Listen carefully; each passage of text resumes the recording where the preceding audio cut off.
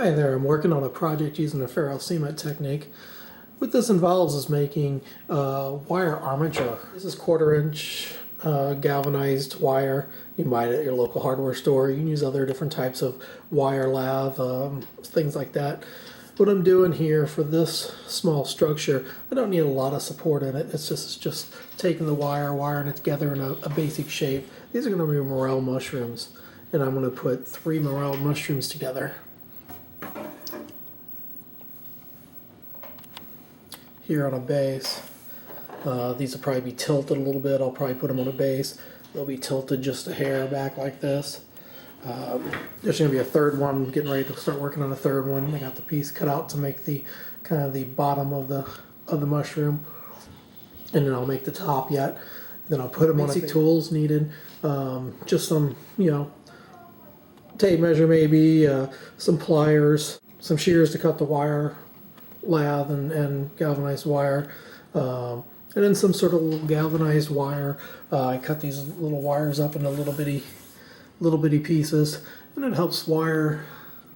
See if I can find one here. It helps wire them together. You kind of twist them together and put them on that wire. Then what we'll do is we'll coat the thing with cement. It's a mixture of sand and cement together, Portland cement, and we'll coat it. We'll give it a couple of coats. I'll show that process as it goes, and I'll show you some other items that's already been finished. Larger structures would need more of a armature made out of rebar, 1/4", 1/2", 3/8 rebar, and then wire added onto them. So we'll do some other bigger projects later on. Let me finish up these this other mushroom in the base and get them all wired together and show you the finished armature, and then we'll work on starting to put the cement on. It is a long process. It takes a while, depending on how quick you are putting an armature together. Just need the basic shapes. Don't need the detail really in the armature. On this one, it's a relatively small piece. You can get by with just the basic shapes and make the rest fill in with the cement sand mixture. So I'll show you some other pieces that I got finished, some leaves and stumps and stuff like that. You make just about anything out of ferrule cement. So your creativity is really the only limit. Okay, I got the wire armature finished. There's 3 morel mushrooms, are gonna be 3 morel mushrooms. There's a small one, kind of a medium one, and then a larger one on a base down here. There you go. Kind of zoom in on the base. Now I got the wire armature sitting on a piece of plastic, and then I'm going to mix up a batch of Portland cement and sand. There it is, nicely mixed. Kind of, you can see the grayish of it's a real fine sand. See the grayish of the Portland cement.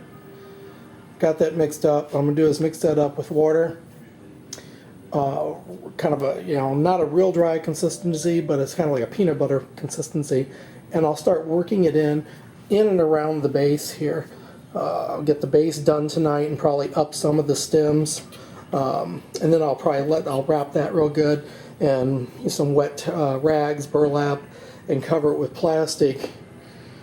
And then I'll come back tomorrow, and that'll be relatively set where I can keep working my way up for a first coat on the mushrooms.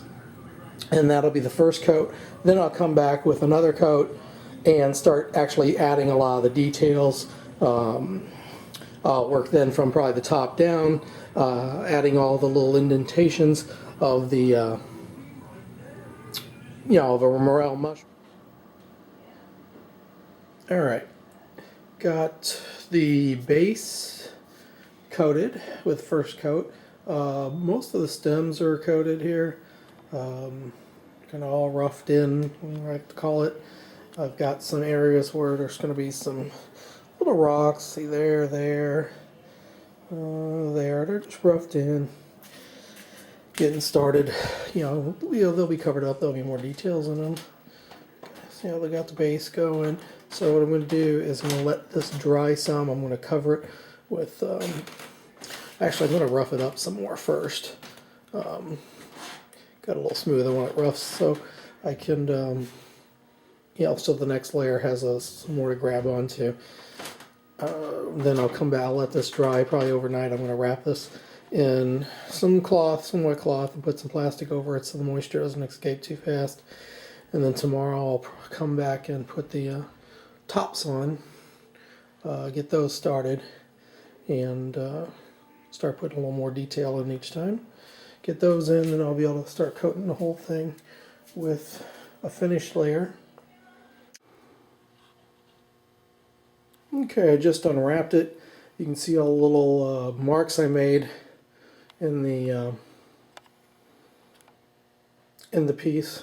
Just scratched it up real good so the next coat has something to adhere to. What I'm going to do this morning now is I had this all wrapped up with a burlap, a wet burlap.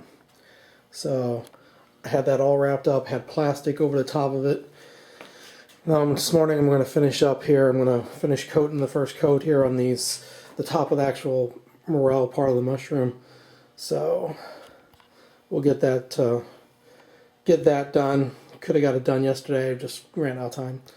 So it's nice to get it all coated in one day, and then come back the next day or two and get the finished coat and do all the carving. So I'll get this. It'll start taking shape here. With this next piece, you can get to see the mushroom parts of it, and then it'll really start taking shape when I actually do the detail carving. Okay, I got the tops of the mushrooms coated with the first coat. What I'm going to do, so the whole thing's covered now with one base coat. Just get the basic shape and get the wire all covered up. So that gives us some structure. So what I'm going to do now is, it's put on the rough. What I'm going to do now is take a little tool.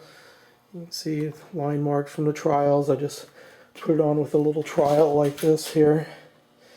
Get a picture of this here. It's a little trial like that. Put it on the back of the trial and, come up and rub it in. I'll do a video on actually, the whole process. Just some sort of time-lapse video or something, as it does take a little while. It took me about half hour to get all those mushrooms, tops of the mushrooms covered on those three. What I'm going to do now, though, before it sets here, is just take a little tool, little tool with it's got like a nail in it, and just do some scratch marks. Just all through it. Gives the next coat something to really bite onto. It gets down in there and kind of interlocks then. You can use different things for it. I got a tool around here somewhere. I don't see it right now with a whole bunch of little nails in it. You can do it really fast. But, I did that down here. You can see scratch marks all over it. Just mark it up real good. That top coat in will have something to grab onto. We'll let this dry. I'll wrap it up with the burlap again, cover it with plastic, let it dry nice and slow, and then I'll come back with a top coat, start at the top and start working in, putting mud on and working into details. So that then I'll actually get the little holes for the mushroom, get some texture to the actual base of the mushroom, and then start putting in some grass and rocks and stuff like that. And then once that's all done and dry, then we can paint it up and head it out to the yard. That's it for now.